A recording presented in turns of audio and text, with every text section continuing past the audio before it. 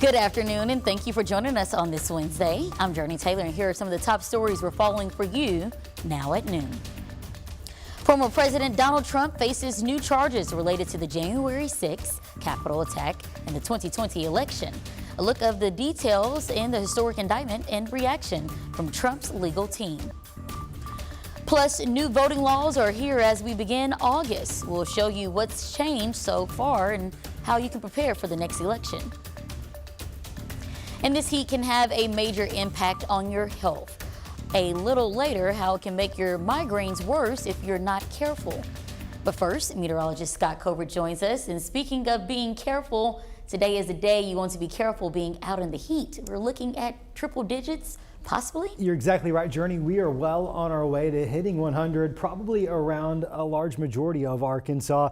Temperatures here at the noon hour already off to the races. Most of us all in the 90s. You'll see those numbers here. Little Rock at 94, Pine Bluff at Grider Field this afternoon, 96 degrees, sitting at 90 already in Clinton and Batesville. The forecast for today calls for a high of 100. We'll have a lot of sunshine out there now. That'll be the case going into the afternoon. Pretty humid as well. And of course, you factor those two things together, and it feels like we're going to have heat index temperatures anywhere between 110 as high as 115 this afternoon. So this pink shaded area, that is an excessive heat warning. It's the highest level of a heat alert that we can have. So don't take it lightly. If you're going to be out and about, you want to take frequent breaks and of course stay hydrated. North Arkansas under a heat advisory. In terms of what we're tracking, this heat wave, it is expected to intensify the next 2 days. Triple digits, likely a few more days before we finally see a little bit of relief heading into the weekend. And what that means, temperatures slowly come down and our rain chances slowly start to increase. We'll take a look at the timing of that and what it looks like going into next week as well. Those details and more coming up in your 7-day forecast. That's on tap for about 15 minutes from now. Well, new at noon, the Garland County Sheriff's Office announced they made an arrest from a May homicide. Jordan Chaddock was arrested and charged with first-degree murder and the death of a 6-year-old. Chaddock was arrested after a traffic stop in Hot Springs. He's being held without bond. Former President Donald Trump is scheduled to appear in a Washington, D.C. federal courtroom tomorrow afternoon to face the latest criminal charges against him. Now, a federal grand jury formally accused Trump of conspiring to overturn the 2020 election results. It is the former president's third criminal indictment, and he denies any wrongdoing. Natalie Brand reports from Washington, D.C. Special counsel Jack Smith unveiled a historic indictment against the former president, charging him with conspiracy to defraud the United States, conspiracy to obstruct an official proceeding, obstruction of an attempt to obstruct an official proceeding, and conspiracy against rights. The attack on our nation's capital on January 6, 2021, was an unprecedented assault on the seat of American democracy. Prosecutors allege Trump spread lies, even though he knew his claims were false, and accused him and 6 co-conspirators of organizing fake electors in 7 states he lost. Trump has denied any wrongdoing. His legal team appears to be shifting blame onto lawyers who were advising him at the time. Everything that President Trump did was with the advice of lawyers and counsel. The indictment also lists 6 unnamed co-conspirators who have not been charged in the case against the former president. Sources close to the investigation say the indictment suggests that lawyers Rudy Giuliani, John Eastman, Sidney Powell, as well as former Justice Department official Jeffrey Clark could be the potential co-conspirators, though the special counsel has not confirmed the identities. This may be just a little push toward any of the 6 to say, okay, I didn't name you, here's your chance, come on down, you can cooperate with me. Eastman's attorney in a statement argues the indictment relies on a misleading presentation of the record, and a statement from Giuliani said in part the indictment eviscerates the First Amendment. Natalie Brand, CBS News, Washington. We're also hearing reaction from other Republican presidential candidates ahead of next year's election. Florida Governor Ron DeSantis coming to Trump's defense, saying he won't get a fair trial because of the politics in D.C.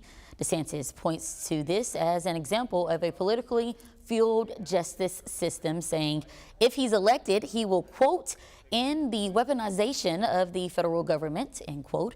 Meanwhile, former Arkansas Governor Asa Hutchinson argued that it's Trump who's being unfair to his backers. He has misled his supporters. He told them that I'm fighting for you, and yet he's really asking them to fight for him by paying his legal fees, in which he's used $60 million of campaign funds that he solicited from small donors across America to pay legal fees. Hutchinson reiterated his belief that the former president is morally responsible for an attack on democracy. But now he says the justice system will decide if he's criminally responsible. It's August, and that means several new laws are going into effect. The state legislature passed almost 900 new laws. Some of them have to do with how you will vote. THV 11's Ashley Godwin shows us what you need to know when you head to the polls.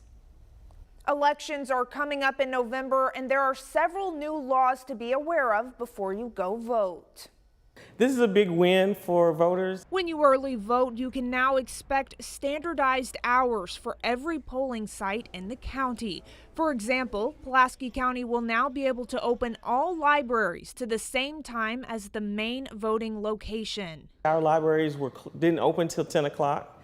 Now they'll be open at 8 o'clock. There will also be consistency with special elections. During a presidential election year, special elections will only be held on the second Tuesday of March or November.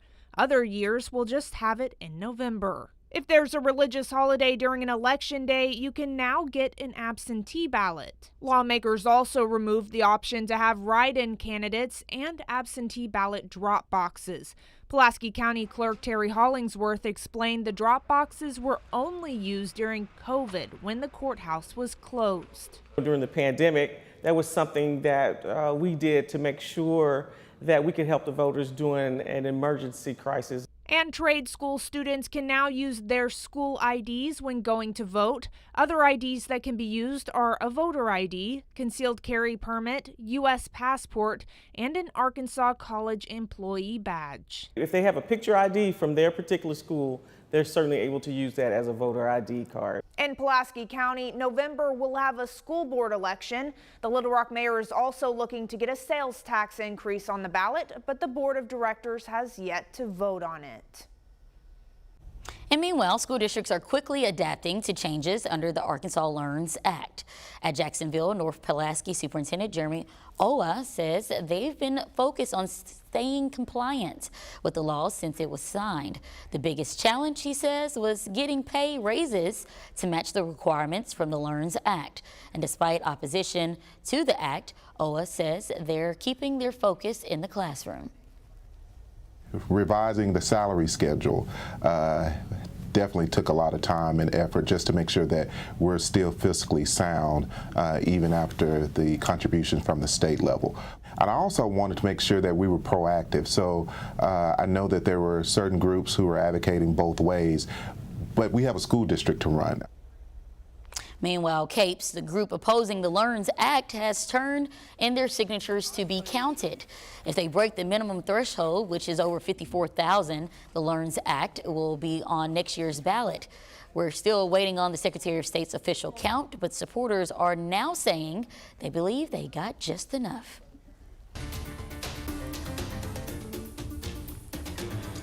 And a THV 11 update, city board members in Hot Springs are holding off an attempt to bring new rules when it comes to landlords providing adequate AC. A proposed ordinance from last night will have forced landlords to be able to cool the air in an apartment at least to 15 degrees below the outside temperature.